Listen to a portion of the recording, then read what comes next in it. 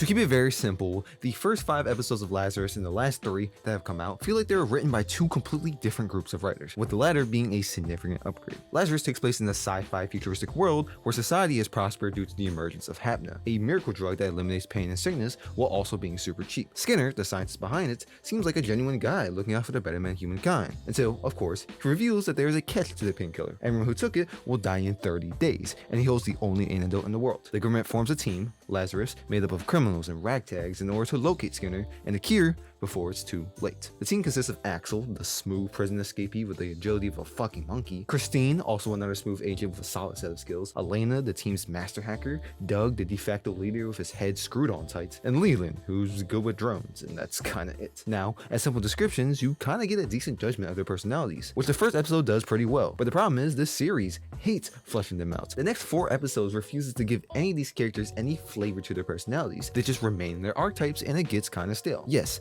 we see Axel's supposed to be reminiscent of Spike. He's meant to be that suave, smooth motherfucker. And in some cases, he does remind me of him, but he really lacks the gravitas Spike had. This first half has a severe lack of slow moments, and for the parts that aren't completely action-packed, it's just a bunch of exposition to further the plot along, which we'll get into a bit later. Now, Cowboy Bebop had those small little scenes where the characters get to just fuck around and show a little bit of personality, but Lazarus simply lacks this. Doug gets a small moment in episode 3, but it feels very shallow and underdeveloped. All the characters lack any depth. Any attempt to develop them is just non-existent. Instead of good writing and pacing, this series relies on spectacle to hook you in, rather than building on this genuinely incredible premise. And this is where my main problem lies. See, I can enjoy cheesy action flicks. Solo Leveling, for instance, is literally the definition of all style, no substance, and it's fucking great and I love it. And so is Lazarus in a lot of ways. The animation is incredible, the fight choreography is excellent, creative, fresh, just well executed. The fights are super entertaining, and with that just in mind, you could think of this anime as a simple, fun action series, and it will be fine like that. However, Lazarus has higher ambitions than that. The narrative of the story is heavily thematic. It speaks on societal issues. It's dystopian. It's about the nature of humankind and our effects on the environment.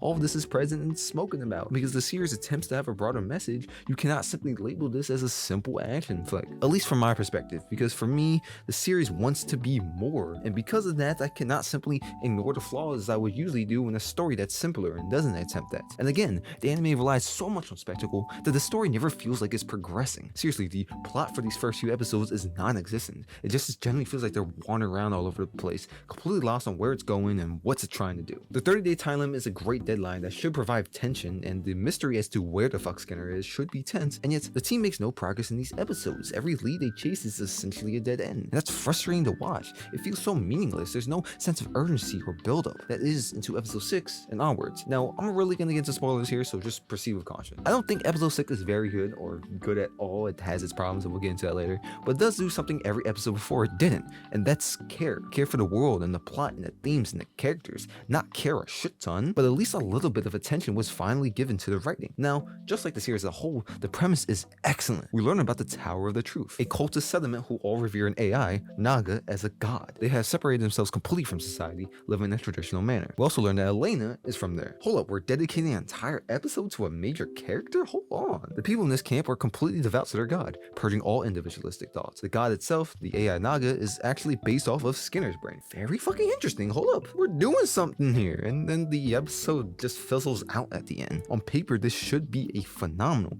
great episode, developing and fleshing out the story's theme while also developing Elena and Skinner, but unfortunately, again, the series falters in this execution. Yes, everything I mentioned was really good, but none of it felt developed in a completely satisfying way. We get that Elena escaped the settlement to be able to think freely, we understand that, but we still don't know why she became a hacker, what she did after that. Brainwashing is a real big concept in this episode. We see how it's affected people around her age group, but we never get to understand how she was able to think like an individual. The whole God versus machine commentary was very, very interesting, but the last conversation at the end with Axel doesn't do nearly enough for me to show its message in a clear way. This episode really fumbles the bag when it comes to executing this fascinating premise, but the very last scene in the episode gives me a small amount of hope. Elena asks Chris if she can sleep with her, and Chris obliges. Elena looks distraught, then smiles. struggles. She takes comfort in Chris's presence. This is literally the first character interaction in the series that didn't feel like it was just driving home the character's archetype, but instead is a genuine, authentic moment of empathy and finding comfort in others that said to me that there was someone behind the scenes that cared about the cast. Enter episodes 7 and 8, where the writing steps up so much it feels like an entirely different show. Nothing happens in episode 7 to further plot, which is consistent with everything else, but what replaces it isn't just spectacle, it's substance. This episode slows the pacing down tremendously, focusing and actually developing the story's themes and characters in a delicate, purposeful manner. Before we even get to the main plot, the episode starts with the gang just fucking around, just goofing off, and we finally get to see those dynamics, those personalities come to light, and it's pretty great. It's actually kind of funny. One of my favorite scenes of the episode is when Elena comes up with the bright idea of just getting a bunch of junk food to chill with. It's small moments like this that give these characters some flavor, and I appreciate it. Apart from that, the series also builds on Skinner and the moral dilemma behind him. Seeing the great blue ocean that the characters forgot the sights of, it gives insight into Skinner's philosophy that maybe humanity is indeed evil, so evil that the only peaceful places left on Earth are the ones humans aren't living in.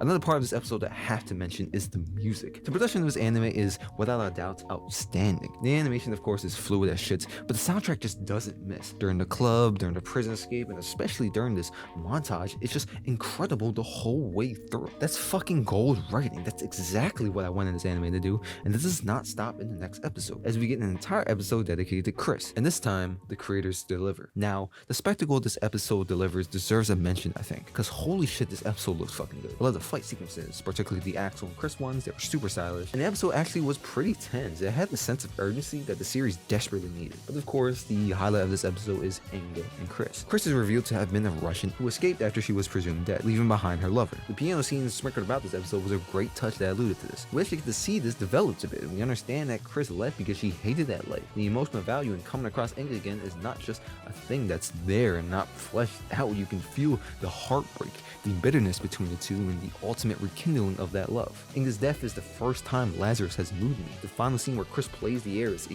great emotional payoff. Now, my main problem with this episode lies in the fact that I wish there was more time for this storyline. I still, after all the praise I have for this episode, feels like it's underdeveloped. There just wasn't enough time for these two to click the way I wish it did. All of the backstory, which we normally get to see in the actual physical flashback, is skimmed over in dialogue. And while that dialogue is powerful and moving, I still wish we got to actually see it. All that being said, I hope episodes 7 and 8 aren't the last of its kind, because I genuinely believe that there is hope for Lazarus still, that they can pull through and still make something memorable. And yeah, thank y'all for watching. See you tomorrow, and peace.